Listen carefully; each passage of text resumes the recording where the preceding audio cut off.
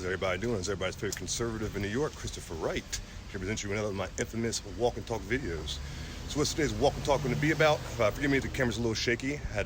Went to an event last night at the Whitestone Republican Club for the tribute to the 9/11 anniversary. Been 18 years since 9/11.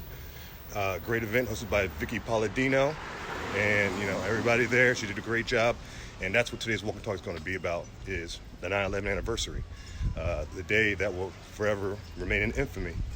And where do I start with that? Well, I'm going to start with it when it comes to 9/11 is I'm going to give you a little background of where I was and what I was doing at that time. I'm not from New York. I've been here for 5 years. I'm not born and raised here. But I was living in Glen Burnie, Maryland at the time. Shout out to the people out there in Maryland, all the Marylanders out there. And the day 9/11 happened, I was a junior in high school, and I was in my, when we were going to school today, it was like New Yorkers always talking about it was a beautiful day that day. It was a beautiful day in Maryland that day as well. I never forget that day. It was a lovely day. We went to school, and while I was in my first period class, early in the morning, when the first tower got struck, which I believe was the South Tower that got hit first, when that tower got struck, a young lady in my class, because we had cell phones back then, but they're not like smartphones. They were just for phone calls, old school cell phones. People know what I'm talking about.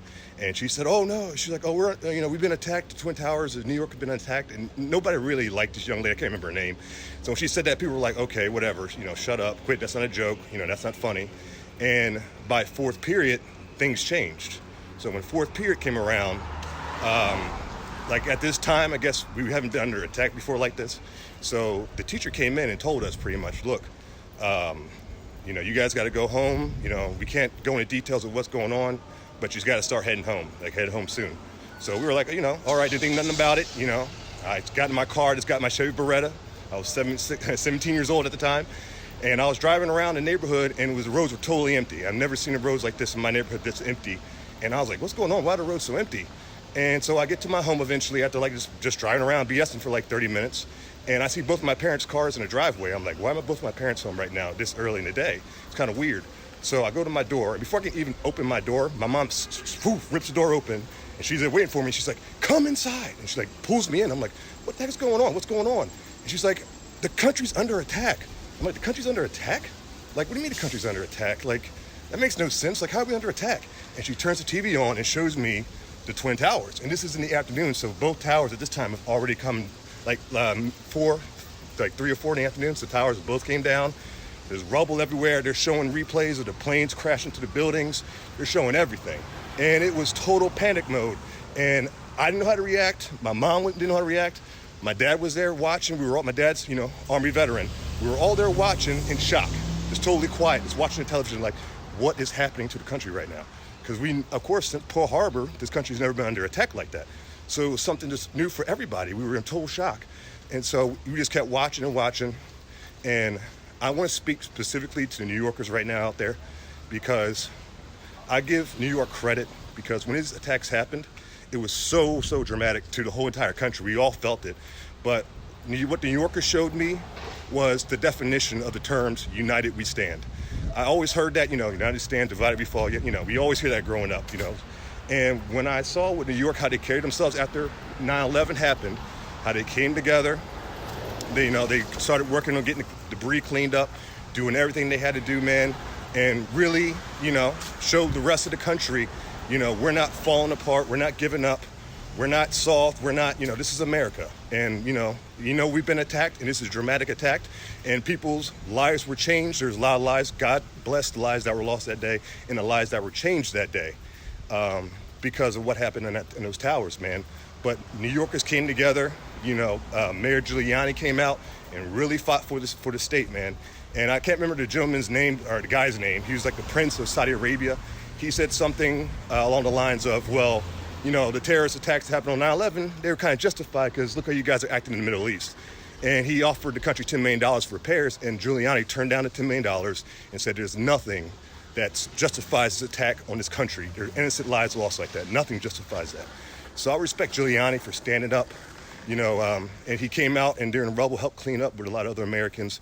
It was really a powerful moment of watching it, and I was just amazed at what New York was able to do. And, as time went by, man, I looked at, there's A recent interview I seen, like Mark Dice on his channel. I don't know if you guys know who Mark Dice is, but he recently did a video where he's walking like a college campus and he's talking to young people, like millennials my age, a little younger, and he's asking them questions about 9/11, who attacked the towers, who was behind it, what was the war, talk about the war on terror. Do they remember who the country was that we were going to war against? And nobody can answer the questions. They were totally ignorant, totally oblivious, saying Saddam Hussein was behind it, and was it Iraq we went to war with? And it's this, totally forgetting the importance of 9/11 and what happened that day and what got accomplished afterwards because of what New Yorkers were able to do, man. And I'm just pretty much doing my walk and talk today to let people know to never forget that day, because if you look at what's going on in America right now, you look at the Rashida Tlaibs, the Ilham Omars, all of them, they are coming to Congress right now with a Trojan horse effect when it comes to radical Islam. And they're disrespecting this country, they're disrespecting Jewish people, they're disrespecting Christians. They're doing all these things underneath the surface. And they're getting away with it, especially with a lot of liberals, because people are forgetting what happened on 9/11. They're forgetting 11 of the 13 terrorists who attacked us that day were Saudi Arabians. They're forgetting that. So I'm here to let people know, let New Yorkers know, from a guy from Maryland who's not even from this state, who's here now. And I see how, living in New York, how the 5 boroughs, man, you guys have, your own separation here. You know what I mean? You're in one borough, you're in your borough. But the fact that I'm here and see how you guys are, and the fact that gives me more respect for you, how you guys came together after 9/11 and did what you did. So, I'm just here to tell you guys that I haven't forgotten anything. And that day forever changed my life. That I went to, yesterday when I went to the White Sun Republican event, they had, Vicky Palladino brought people out from New York who were first responders, police officers, fire department, EMTs, amazing. And I never forget those were the people rushing in those buildings on that day. No regard for their own life, just rushing into buildings to help and save other Americans. And that showed me a lot about, just the country being, how strong they are, and also how important and how our civil servants are, the police officers, the fire department, EMTs here, man. Like, they just really showed you the patriotism, man. And it brought the patriotism out of me. I've never been so proud of this country, after 9/11. That really showed me, like, wow, this is what America's really, really about. I grew up, I was born in Georgia, 0 to 3, don't remember. Lived in Germany 5 years, came here in 91.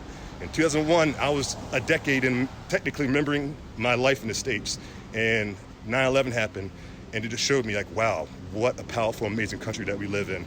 And I love this country so much. I fell in love with this country the day I saw that Berlin Wall fall when I was 5 years old in Germany. Never forget that in Berlin. And then I love this country, seeing how we fought and stood together after 9/11. So, again, New Yorkers, much love, much respect for you guys, man. And I always love this country. I always love what you guys did. We're never going to forget. And we're watching out for the Congress people coming in on the left, trying to sneak in radical Islam underneath the surface. Again, I had no problem with Muslims, but if you're talking about Sharia law and hate and murder and attacking Jews and Christians, we have an issue. And that's what they're trying to do and sneak it underneath the Democratic Party. And in 2001, we wouldn't let them get an inch away with this nonsense. But now we are, because we're forgetting. So just a reminder out there, people like me haven't forgot, and you guys don't need to.